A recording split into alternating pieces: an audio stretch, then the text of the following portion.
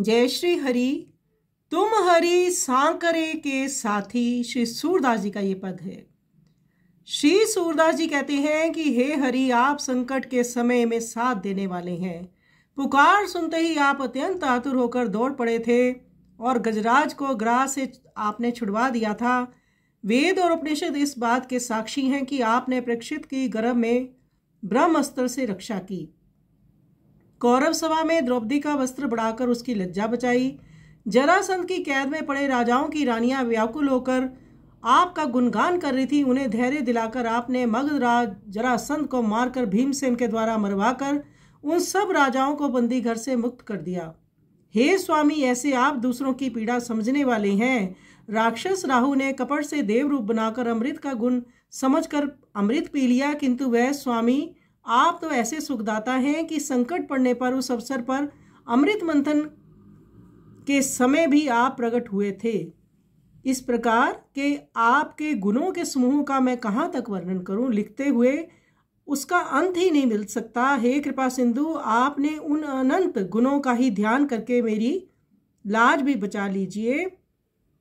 सूरदास का निर्वाह उद्धार आपकी आशा करके ही हो सकता है। संकट में आप ही सदा साथ रहते हैं। अब जैसा आप उचित समझे वैसा आप करें। इस दिन की तो सारी बात आपके ही हाथ में है। तो सभी वेद पुराणों के दृष्टांत देकर संतों भक्तों के सूरदास जी कह रहे हैं, प्रभु अब मेरी बारी है, मुझ पर भी कृपा करो। तो ऐसे हमें संतों से समझना चाहिए कि कैसे प्रभु के आगे इन्होंने विनय करनी पड़ती है।